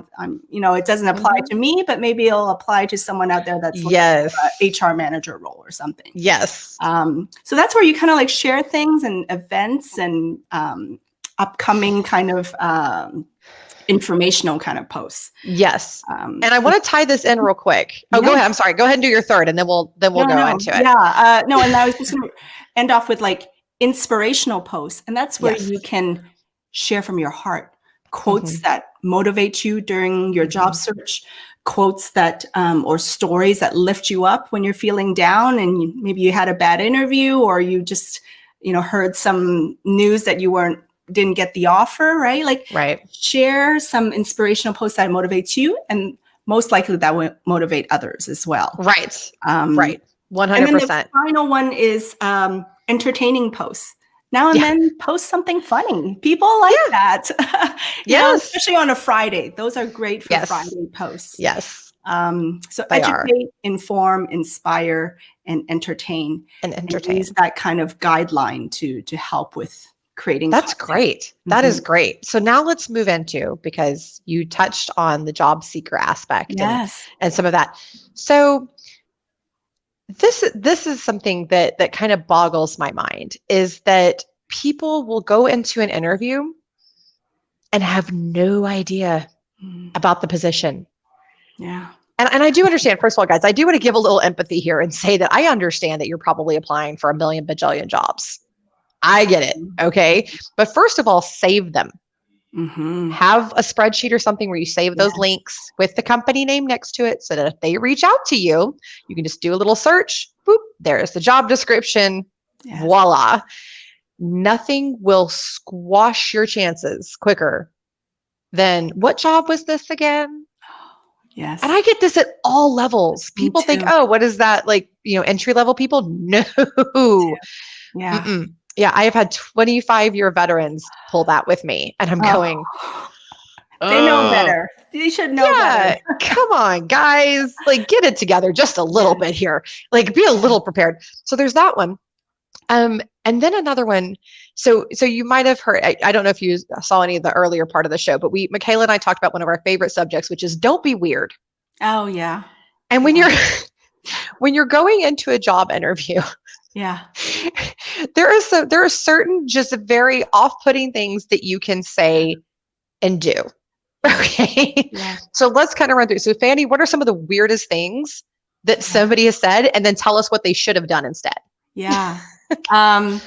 Well, it's not so much the weird part. It's more that they carry a lot of baggage from past employers or even past recruiters. Right. Because I, you know, one of my clients is a SAP IT firm that I help them with recruitment and employer branding. And so when I help them with recruitment and we get candidates, sometimes they bring with them a lot of like anger from a former employer or from a former, I don't know, agency that they might have used. And then it gets carried to the conversation that I'm having with them, even though I've met them for 1 minute. And that's a no-no. I mean, that's a big no-no. You really have to start every relationship fresh, and assume. I mean, obviously you have to be cautious still, but assume a fresh start and just be very, conscious about being polite and professional about asking about the role, learning about the company. If you're not sure if the company is legitimate, look up their website, Google them. Before the interview. Yes. Don't do that during. I have so many people do that. I'm like, what is wrong with you? No, do not do that during. No. And let's say you're working with a recruiting firm, guys. It is very common for recruiters not to tell you the hiring company name before the phone call. Now, they should tell you at the beginning of the phone call, okay? And inevitably, I have people that then want to immediately Google the company and just halt the phone interview. And I'm going, no. Yeah. Do that after this. I'm going to tell you all about them, and then you can go do that. Right. So before the interview, do all your research. Yes. Yes. One thing too, and it'll impress the recruiter too. Yes. Right? I mean, you need bonus points. You want bonus points going into your interview. Yes. When you want to stand out, know the company, and don't just do the basics. Like, oh, you're a hospital system. Like, let's say Baylor, Scott & White in Dallas, right? Yeah. You're a hospital system and you just merged with Scott & White. Yeah, everybody knows that. Whoop-de-freaking do. Yeah. Look up the fact that, they did XYZ to help with COVID and how cool that was. Or they have this great new benefit that they're offering their employees and how amazing that is. Initiatives. Right. How press releases. Right. Exactly. Learn things like that. Look on Glassdoor. Yeah. And learn the positive things that are being said and compliment them. Yes. Compliments go a long way, guys. Yes. They do. And also be prepared to just address elephants in the room. So say, all of a sudden, like you guys were doing so good. Then all of a sudden there was this little pocket of, I got fired for no reason, or this manager really stinks. What have you guys done to solve that problem? And bring it back to a positive. Assume that they've done something about it and bring about a positive. Don't you think? Absolutely. And don't just look at the website, because sometimes it takes a while for updates to go on the website. Yes. But the social media platforms of whatever company you're applying to, most of the times those are updated. So that's where you can get the latest news, latest updates, latest changes, latest corporate initiatives, new plans, and quote that. And nothing impresses a recruiter more than somebody that's done their research. Wouldn't you say? Yes. Yes. Research. So if you want to stand out, know your stuff. Also find a way. We're talking about personal branding here. Personal brand yourself in an interview. Talk about the accomplishments that you've had. Talk about what you can bring to the table, and tie everything back to how it helps them. Because ultimately, guys, that's all anybody cares about in an interview, is how you're going to help them. I want to suggest a question for candidates to ask recruiters, is to ask, especially because I look after talent acquisition for this company. What's really going to set you apart is if you ask that person, especially hiring managers, what are your greatest challenges right now? That's a wonderful question for you to understand their challenges. And then, especially for senior positions, right, where they're expecting you to kind of come in and problem solve. Yes. Then you can start to maybe talk about those challenges, and then how you could help that company with those challenges. What kind of strategies or plans or suggestions, just very subtly, you don't have to talk for 2 hours, just 5-minute kind of things, right? But if you it's true. With a question of what are your biggest challenges right now facing your organization, that could open up a whole slew of conversation, and you can demonstrate what you can 100%. And I will tell you guys, that is the best tip that I might have heard on the show for a job seeker, because everything is about solving a problem, right? That's what everything ties back to with hiring. They have a hole that needs to be filled in the organization, and it's how you're going to take care of that. And Absolutely. coming into it preemptively and having done your research, right? And then asking them right off the bat, Yeah. what are some of the biggest challenges that you're facing right now? Yep. And that will also help shape the conversation in a way that's going to showcase you as an expert. Lets you take the lead in a very, very positive way. Yeah. Then you're very proactive sounding Yes. versus just kind of sitting back. Okay, ask me the next question. Okay, Yeah, exactly. There's a whole difference in energy of like, Yes. what are you guys struggling with right now? I would Right. love to hear that. And let me see what we can do. Yes. Right? 100%. I love that, Fanny. And thank you. And we're going to tie this part of the conversation in with our next guest. But I want to thank you so very much for coming on. Guys, please connect with Fanny.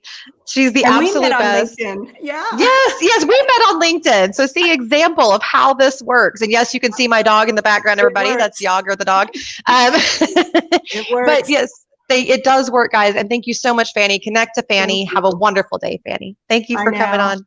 Thank you. Bye. And now we're going to bring on the wonderful, the one and only, the truth bomb herself, Miss Andi Cook. Let's bring her on. There she is. That. Hey. I absolutely love that. That's my favorite intro ever. You are the walking, talking truth bomb. And at the beginning of the show, at the beginning of the show, I was like, so we're going to have on Andi Cook. And if you don't know, she's going to tell you. Like, just straight. I always give Trevor a hard time that I'm the what you know to the who you know show. That is so great. I love that. I love it. And by the way, guys, if you don't watch the Who You Know job networking show, you are missing out. Check them out on LinkedIn. Just look up Who Ya Know. And it is with a YA, by the way. And you guys were talking my heart, and I'm a huge fan of yours and of Fanny's. And so I got to catch the tail end of that. And it was just really powerful. In fact, on my website, I have a quote that says that companies don't hire problems, they hire solutions. And essentially, hiring managers are looking for somebody who can solve their problems. They don't pay you what works for your family budget. They pay you based on the problems that you solve, and you get to create this like value add statement. What is the ROI? If you're making $100,000, what is the ROI on that $100,000 investment? Yes. So I'm on board. Sign me up. I love it. That is exactly it. And I think that a lot of people don't realize how much the personal branding comes into your negotiation and everything else, because this is what I bring to the table. Right. So we're talking about standing out to employers. Fanny gave a beautiful tip about that and about saying, what are the problems I can solve for you? Yeah. But then let's talk about something else that you and I know have both experienced, and because you're former recruiter, now you're on the other side helping the candidates land the jobs, which we'll talk about in a little bit. But what is it that you think when somebody's going in and they need to stand out? One of the worst things people do is that they just wait for the next question. And there's these awkward pauses, and they just ramble on and on and on. And they'll have these like 10-minute long sagas, and they don't even breathe, So when you're presenting yourself to an employer, how do you balance the branding yourself as an expert and being the rambler and having the awkward pauses? Okay. So truth bomb. If you walk out of an interview and you did most of the talking, 9 times out of 10, you will not get that job. Truth. So you should ask as many questions as you answer. A conversation should feel natural, right? We don't get married on the first date. Don't tell them everything you know or everything you've done in the history of forever. That's actually not what that first conversation is about. And sometimes we have this need to just throw up on somebody and we feel better, but they're a mess. We're just giving all of this information that they're not ready for, and it feels out of place. And what it is you're trying so hard to sell that you're the right person, when if you'll kind of back away from that. I have a general rule. Don't answer a question longer than 60 seconds. You have 30 to 60 seconds to answer this question. And if you're not great at it, practice answering interview questions during commercial breaks. See if you can answer a question in the time that it takes for a commercial to play. And that's the general rule. And then, like a volleyball or a tennis match, it should be this natural ebbs and flows. I would then return it to you. So, Catherine, is that how you use the system? Is that the policy that you guys have in place? How does that compare with what you're doing here in your organization? Right. 100%. And by the way, guys, that took her 58 seconds. That spiel, bam, there you go. And it's so true. That is one of the biggest killers in a job interview is yakking too much. It's boring. What you have to remember is 80% of a hiring decision is, do I like you? You were invited to the interview because I already know you have the basic experience. Okay. That's a great big duh. Okay. Right. Do I like you? Do I want to work with you? And are you going to fit in here? Is your resume true? Right? They're evaluating. Yes. They're evaluating. I see it on your resume. Tell me about it. And where we fail so often is that we cannot articulate what we've done, who we did it with, what systems we used, why did we do it that way? We fail to articulate our true expertise. We tend to talk in task or theories without actually talking about actions. So what gets you a job is an action. What separates somebody who has educational knowledge from somebody who has on-the-job expertise is students talk in theory. They know book knowledge. Experts talk in actions. They identify problems. You should use your expertise, know what's going on at this company. Are they a startup? What were their financials last year? That would indicate they're growing. They are in the market. Like, what have they been advertising lately? What is their flagship product? Like, all of these are great ways to have insight that you can go, okay, you know what? I've been on a team like this. What problems did we encounter? And then you walk into that interview with 5 problems you solve. Yes. And for that is fantastic. Every one of those problems, you should have an example and know your numbers. Knowing quantifiable. Knowing your numbers says I'm an expert, right? It says I know the impact to business of my role. If your boss isn't telling you numbers, dig deeper, guys. Yes. And guys, here's the thing. And you can figure out your own numbers. There are numbers for everything, right? I mean, people tell me, oh, in my job, I don't have quantifiables. Yes, you do. You just haven't figured it out yet. You know, have you reduced the time it takes for billings to go out? Have you, and by how much? Give a specific number or a percentage. Just math it up. And if you're not that great at math, give somebody else the numbers and let them math it up for you. I'm going to help you out because I am good at math. So see, there you go. So if you need help, your annual salary divided by, like, you can back into this. So annual salary divided by 2080 is your hourly, right? Now divide that by 60. That's how much you cost per minute. So if you're able to increase efficiency by shaving 5 minutes off, now take that and back into it, right? So look at your 100% per minute cost. And you can actually even take that your per minute cost. So if it's $10 an hour, do it times 1.4. So you factor in the cost of your services, your square footage, all that. Now it's $1.40 per minute. For every time you can shave a minute off of something, you are now saving them, $2,000 a year. 100%. Yes. Show them the numbers, but don't make them up. We just had a comment about that from Patrick. If you don't know, don't make it up. You will get popped. And yes, you will. Do not make that up. And I've seen this with some salespeople that they hear that, oh, numbers are a great thing, and I should showcase my numbers. So they just make up numbers. You're going to get busted because they're going to sit there and ask the right questions. Or they only talk about numbers. Or that's it. Yeah. Or it goes the other direction, right? Where their resume looks like a math problem.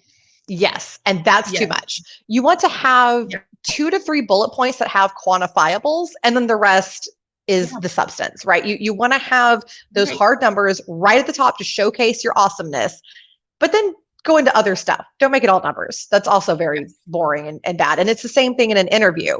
You want to let people know and you want to break it down for them, but don't just live with that. Have regular conversation too, and engage. One thing too, and on that kind of statement, and by the way, that is great to sit there and actually break down. And this is something to do before the interview, I think too. Sit down and think, this is what I'm going to ask for, and break that down to the minute or to the hour or whatever you want to do.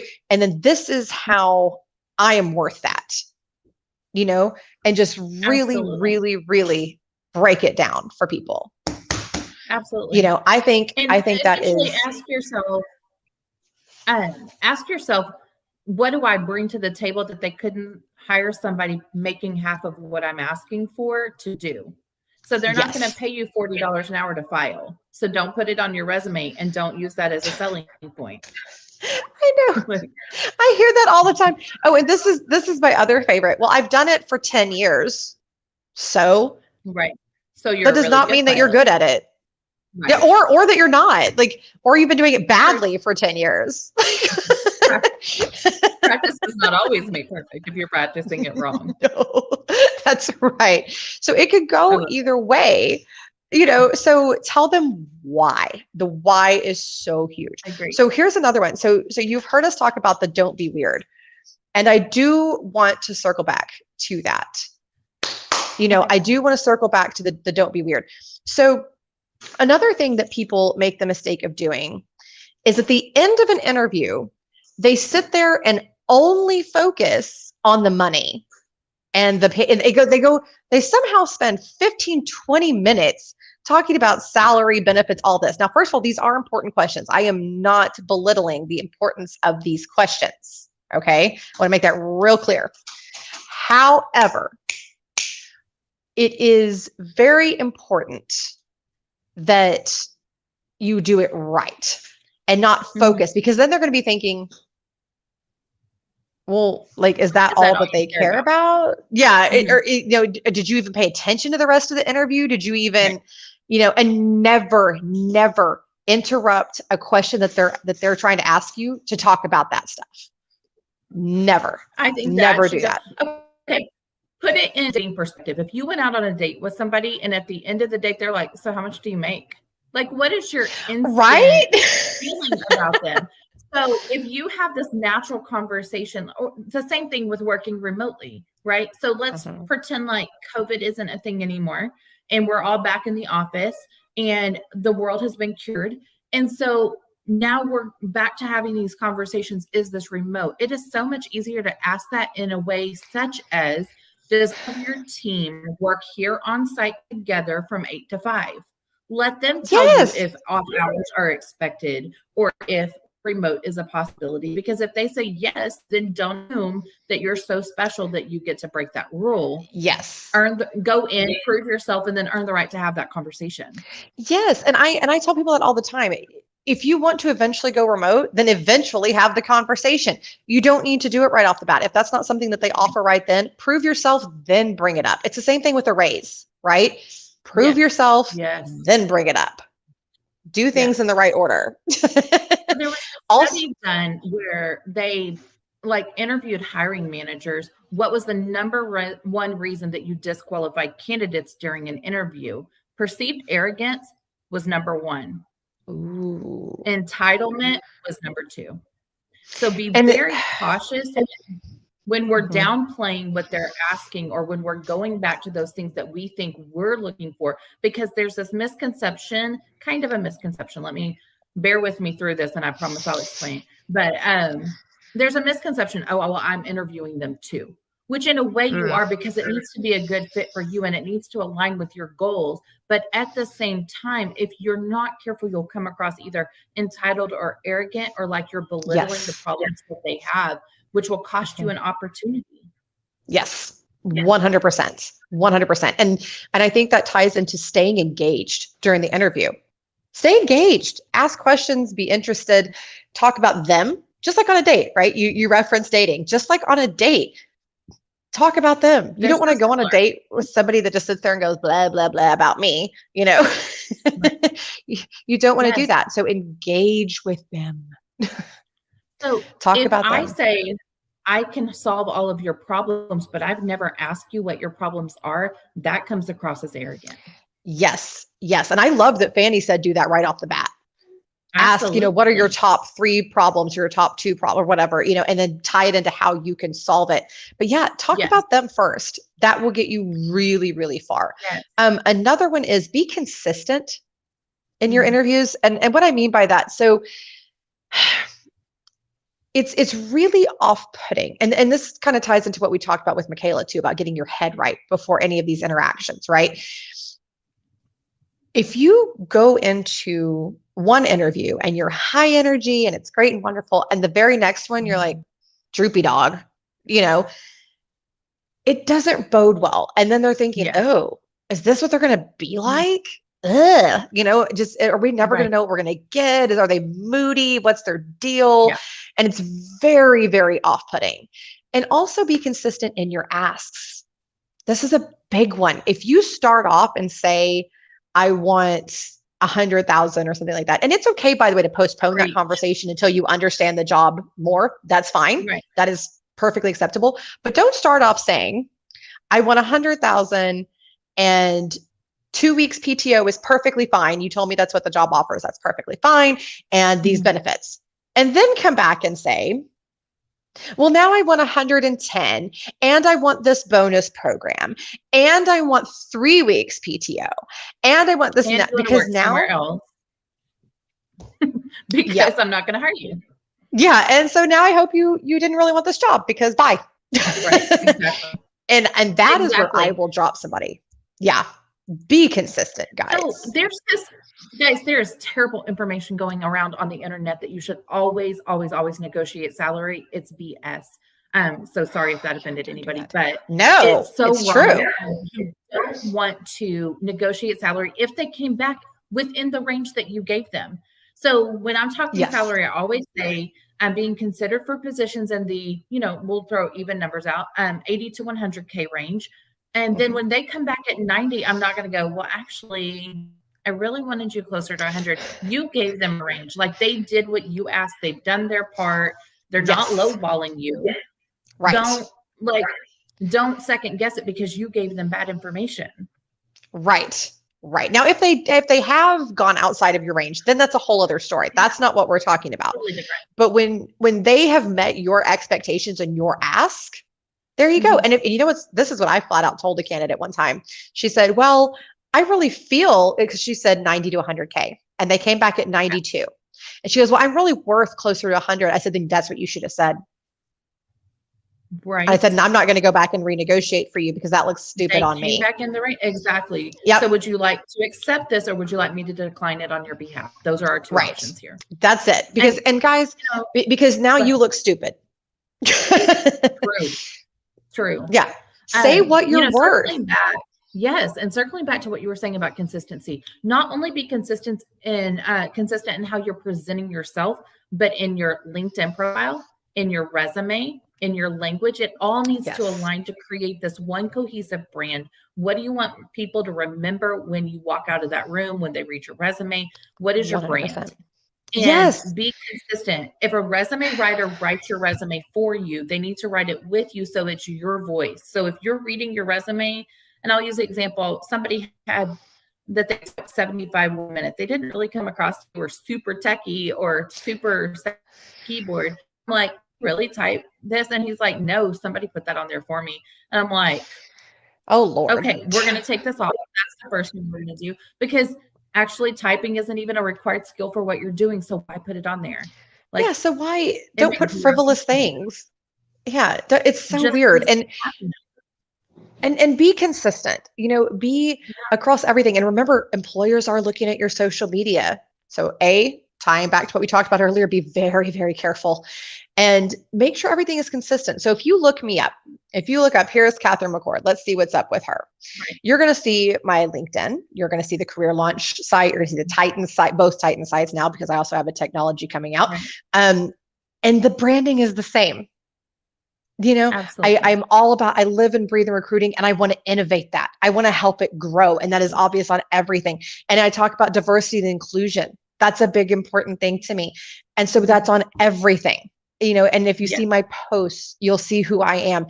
And so that's very, very important, because if you Absolutely. say and do one thing in an interview and then all your social media says something else. So there's a couple of ways Shady. as a hiring manager and recruiter. I love that. But as a hiring authority, I look at a couple of things to see, are you consistent in your branding message? And it tells me more about you than anything you'll tell me in an interview. What recommendations have you given, which tells me how do you talk to and about your team? Mm-hmm. What last 4 activities, what words are you using when you're commenting on people's posts? It's visible on your profile, guys. It is a great, Yes, it is. to enhance your brand. And then let me just kind of, again, mythbuster here. I want you to think about the last time you actually went to somebody's profile and read it, right? Because that's not what we do on LinkedIn. So all this messaging about spend hours creating this unique brand that's not how we brand on LinkedIn. The words that you put in your profile are so that recruiters can find you in Boolean searching. Yes. And that's it. Yes. When I write my book, which we're hoping to do in 2021, it will be called Think Like a Recruiter, Get Hired by a Recruiter. You have to think like a recruiter. Think about how they're going to search for you, what words are they going to use. And then, recruiters search for you by nouns, not by verbs. You get to be creative in your verbs and your description. So did you innovate? Did you foster? Did you collaborate? That's how you create a brand, not by putting that you're like a surfing champion, and that's really not going to back up your qualification. And nobody cares. Oh, and let's talk real quick about this, because this is a huge one with personal branding. Yeah. Your photos on LinkedIn and stuff. Girl. So just like I have the name, or I have the general rule with my clients that if your email address contains an adjective, you have to change it. And that. Yes. And if your email is bootylicious69, get a new email for your job search. Okay. Because people will notice that. Trust me, we all notice it. It is a huge running joke in the recruiting community. Yes. And so here's another one. Look at how your name appears. So I had somebody whose name was Addie, but they had a word in there like redeemed or something like that. But I said, nobody's going to get past the fact that you see daddy. Like that's all they're going to think. And even though that's not what you intended when you wrote the name, somebody else that doesn't have that context. So same thing with your profile pictures. It's about professionalism. If you wouldn't wear it to an interview or take it with you to an interview, so your pets, your kids, whatever, don't put it on your profile. Or your spouse. That's a weird one to me. I'm like, that's for your Facebook, not for LinkedIn. Unless you do couples counseling or something, maybe that might be okay. But don't do that. Like Michaela, for instance, has Maslow on hers because she does pet therapy. That's fine. That's fair. That's branding. That's fine. Yes. But for any, or if you're a groomer or something like that, then it's fine to have your pet with you. If you work in daycare, maybe have yourself with a child. That's maybe fine. Put it on your banner. Yeah. Or that's even better, actually. Put that kind of stuff on your banner. That's even better. Yeah. Your profile picture is you. This is who you are. This is how you want to represent yourself. And that's so crucial. That is so crucial. And so guys, as we're summing up here with Miss Andi, is research. Quantifiables are huge. Absolutely. Show your return on investment. Show how you are going to solve their problems. Sure. That's it. Then and then make sure everything is consistent. Make sure LinkedIn, if you have a professional Instagram, that your resume and then what they see when they see you is all consistent. Very, very consistent. These things are very, very important. But the last thing I want to talk about, because guys, all of this is so confusing. And I know that. And we all know that, okay? And because Andi knows that so well, she now works in a capacity to help candidates do all this. This is what she does. She has decided to dedicate her life, and her team has decided to dedicate their lives to helping people do this the best possible way. So I'm going to give Andi a little commercial, which I do not normally do on my show. But you. because what you do, you're welcome. Because what you do ties in so very beautifully to personal branding, which is our whole topic. If Love you it. need help with your personal branding, this lady here will take care of you. She is amazing. I have seen the testimonials. I have talked to people that have worked with her. I have watched her. I know her, the quality of her work. Trust me, guys, if you need help, this is your girl. And she won't bust your bank either. She's not, True. I have seen people that charge way too much for that stuff, and you really don't. So tell us how they can find you. Absolutely. You can go to our website, maximizeyourjobsearch.com. And that's the easiest way. Or you can find me on LinkedIn. I'm all over the place on LinkedIn. I'm tagged in a couple of your posts, Catherine. And I try we've to dropped post her daily link. tips. We dropped her link down there. Yes. Yes. So yeah, connect with me, follow me. I do free tips almost every day. I try to either post something that's encouraging, helpful, thought-provoking. Every once in a while I'll have a random rant about people like spamming me, but you do, but that's funny. Yes, somebody just dropped a testimonial from us, Andi. So Miss Diane Hoover says, Andi rocks. She wrote my resume. She's the best. And yes, I would agree with that. I love it. So Diane's random fantastic. testimonial. So yes, but so guys, if you want help with personal branding, follow Andi, connect with her, talk to her. Even if you can't afford her service, something like that, just her content alone will be very, very helpful for you. So definitely connect with her. I'm going to go ahead and say bye. It was such a pleasure.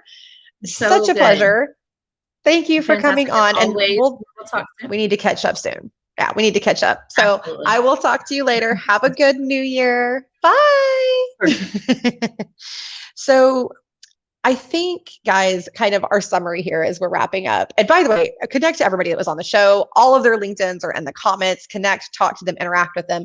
These guys put up amazing content. They will help you. They will, if you reach out to them and have a conversation with them, they will help you out.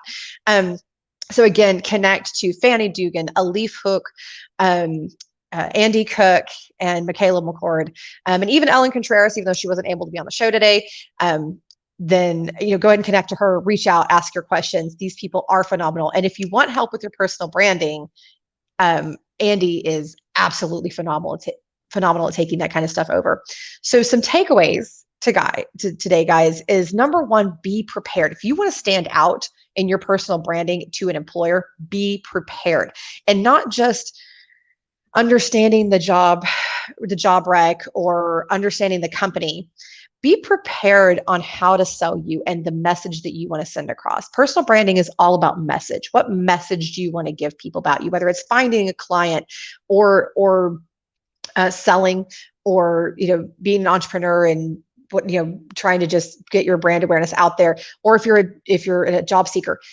Personal branding is about your message, about who you are and what you can bring to the table. So remember on your content to give more than you take. Remember not to be weird. Okay. Don't say weird stuff to people, and don't be personal, be personable. That's very important. Do your research, show your return on investment. And if you want more tips on and network, guys, everyone needs to be doing that. If you're not out there networking, you're missing a huge opportunity. No matter where you are in your career, no matter what you do for a living, networking is imperative, and it will help you escalate. It will help you reach the goals that you want to reach. If you need anything else, guys, please connect to me, connect to everybody else that was on the show. We're always here for you. And another shout out to Andi from Janice Downey. Personal shout out to anyone wanting feedback with Andi Cook. She's great. Yes, she is. So guys, take care of yourselves. Have a wonderful 2021. Join us on the 24th. We're going to be doing a Solving Discrimination in the Hiring Place episode. We're going to talk about ageism. We're going to talk about gender, all of that, and how to actually fix it. We're not going to sit around and gripe. We're going to talk about how to fix it. We are going to have Miss Tara Furiani with us, as well as some other wonderful speakers. So do join us there. And until then, have a wonderful day, guys. Thank you for joining us.